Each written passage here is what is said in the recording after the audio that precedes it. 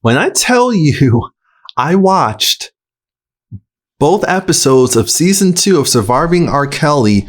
I think it was called Redemption. This is the new season. The difference with it.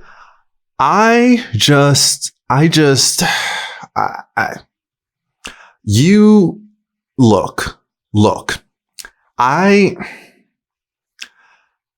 All right. This isn't going to be that long. Here's my stance. Here's my take on things. I'm glad that they actually brought in more people who used to work for R. Kelly. I really am. I truly am, because now we're getting to see the people, the true enablers that have been just helping him perpetrate this disgusting mess for decades. And I do like the fact that they reiterate, hey, he got dropped from his record label, but they made no comment about anything, because how can they? Because they were complicit. I mean, they actually brought in people who were a part of Jive Records at the time, who went down to Chicago to try and buy up the tapes that had R. Kelly on there with that underage girl. It talked about, and I'm like, oh my gosh, talked to Dame Dash, who for some reason I either didn't know or forgot that he actually dated Aaliyah, and how he put it out there that Aaliyah just said that she didn't want to talk about it and that R. Kelly was a bad man. I can only imagine. I'm glad that they reiterate the fact that, hey, Aaliyah was underage, was 15 when she got married to R. Kelly and not 18, like the documentation said, that R. Kelly was the one who created her first album, Age Ain't Nothing for a Number, and the image and the branding and all of that. And then there was this other woman. Her name is Tiffany. Tiffany is, I guess you can say, officially the first victim of R. Kelly's when it came to this whole mess. Not saying she was the first underage girl that he slept with. No.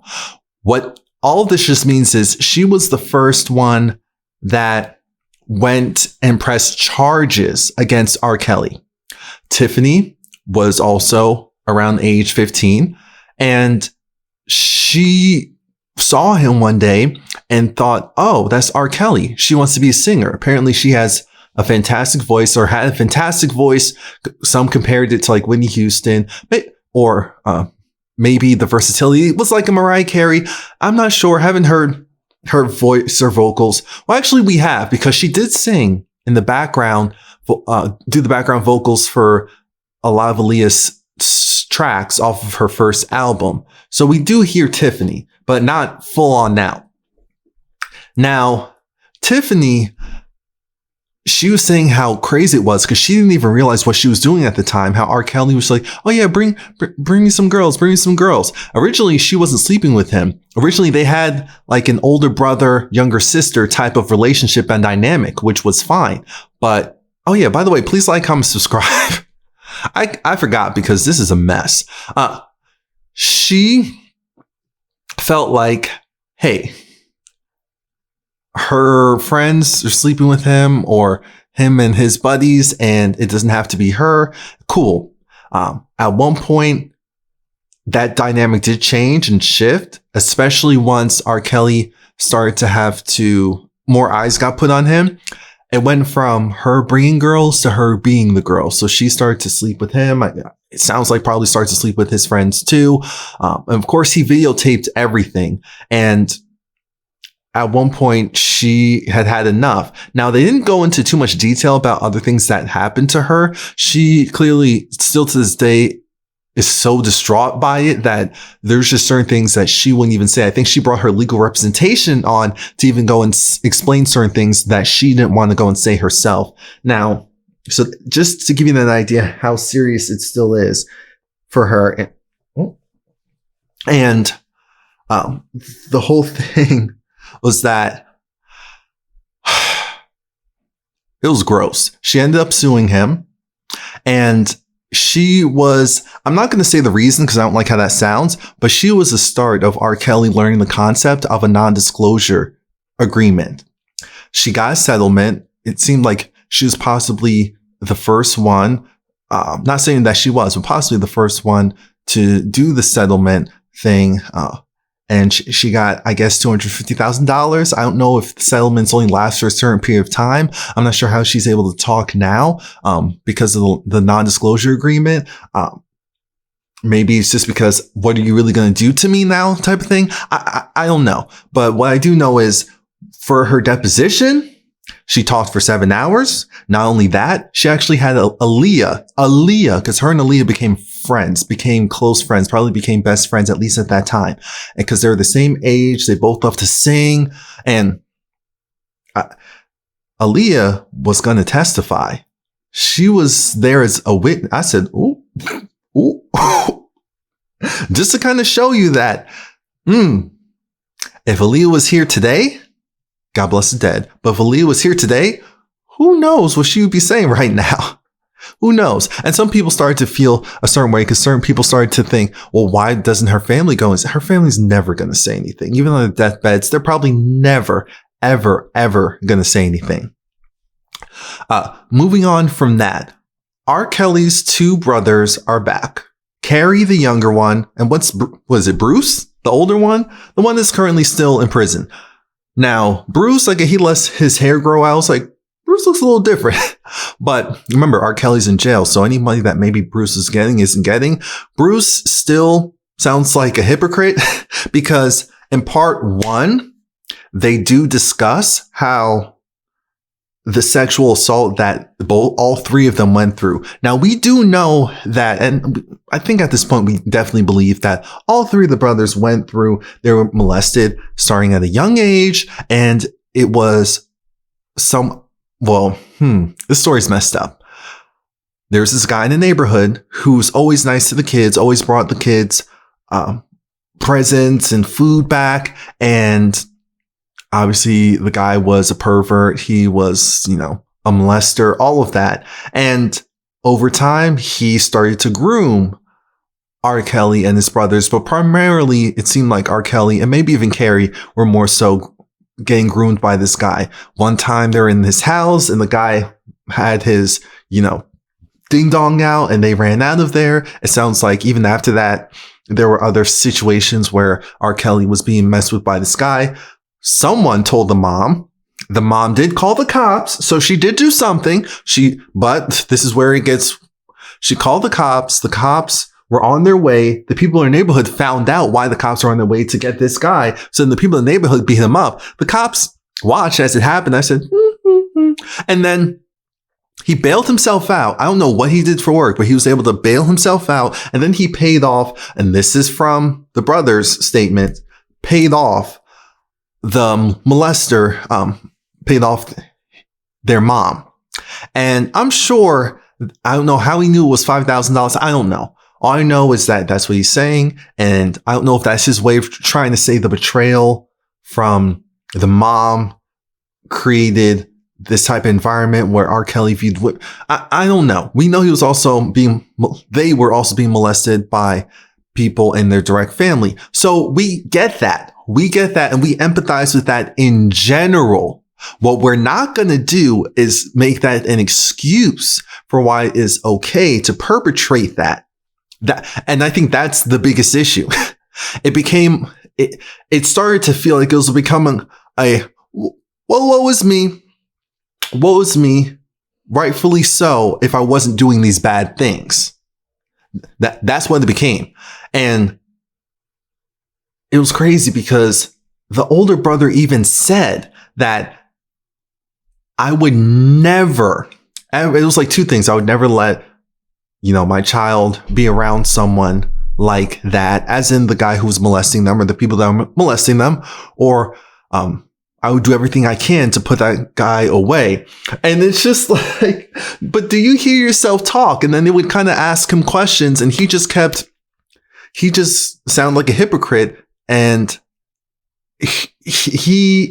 there's something definitely, genuinely off with him. Carrie also told us through the story of how when R. Kelly was going through it, because the news was really after him, how the lawyers put it out there, or R. Kelly put it out there through his lawyers that, oh, no, that's my brother. That's my twin brother. I think that's what R. Kelly and his team actually told management at the record label that, no, that's my twin brother. And no one really knew that if he had a twin brother or not. So they just kind of let it go like, ugh, and just kept it moving.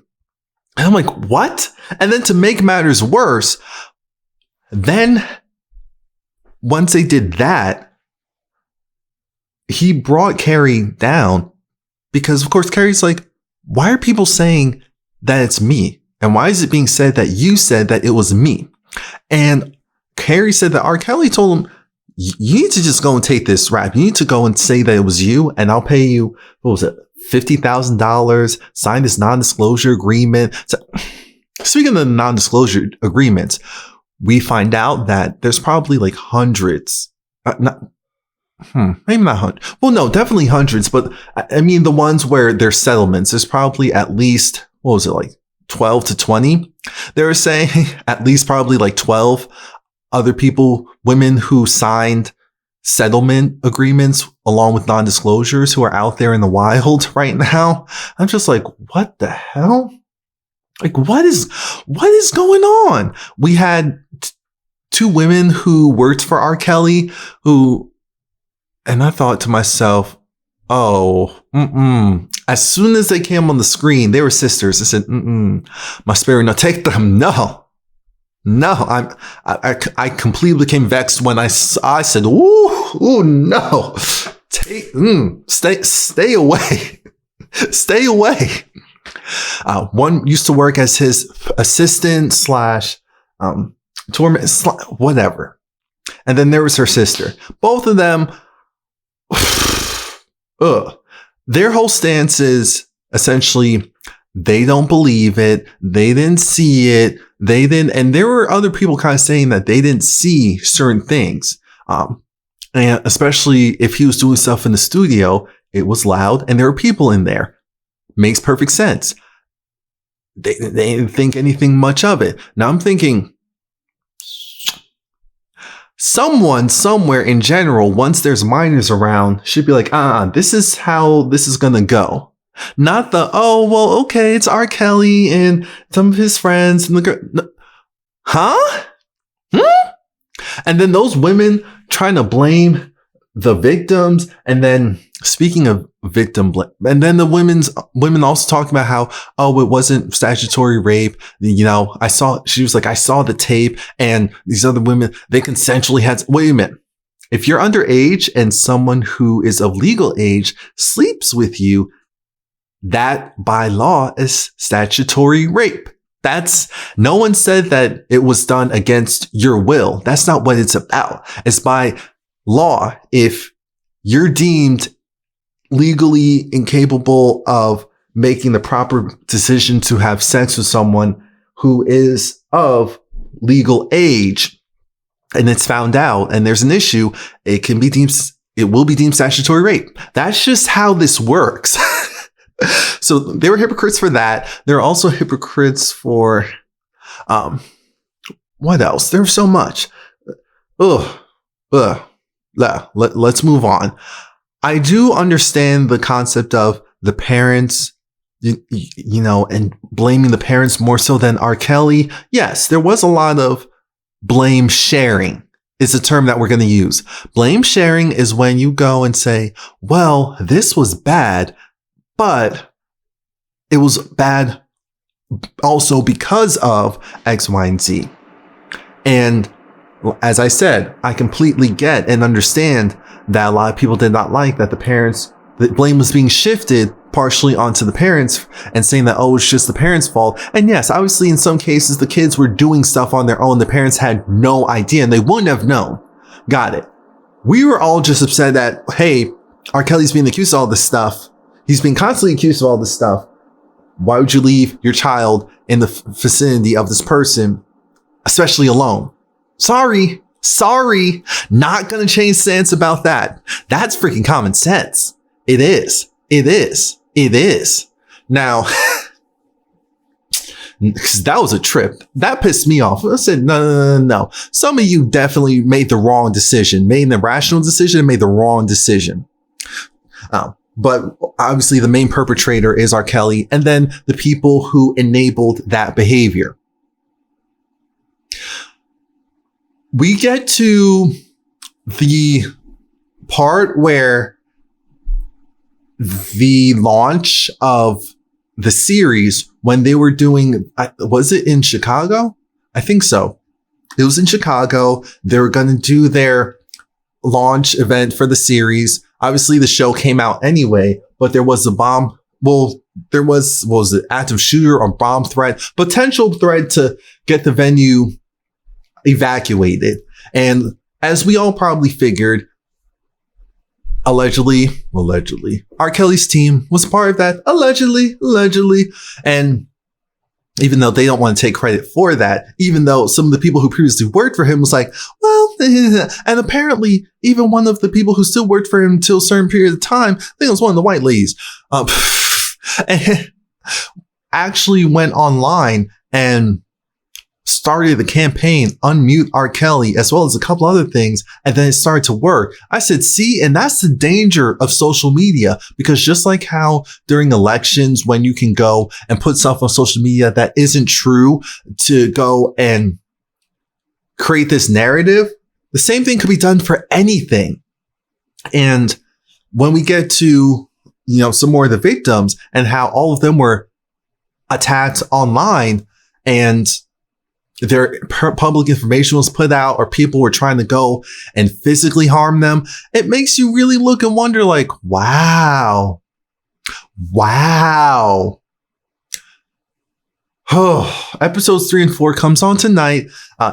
In parts 1 and 2, they also discussed one of the girls who, remember the girl who was just with him for a short period of time? Her parents made very clear that we did not go and send our child off anywhere. She went on her own with her sister, and that's how she got caught up. And she lied about it for a year until, she got the venereal disease, got an STI, or was it an STD? Was it curable? Not sure. She got an STI or STD, and she was tired of dealing with him and everything that came along with it. But I appreciate her parents saying, we did not go and set our daughter up. We told her from right and wrong. Her mom was even like, I don't know how this happened, because I raised my daughter to see that this is a great man, as in her father. This is the type of man you need and should want. Someone who treats you right, who holds you up, all this stuff. And I don't know where we went wrong.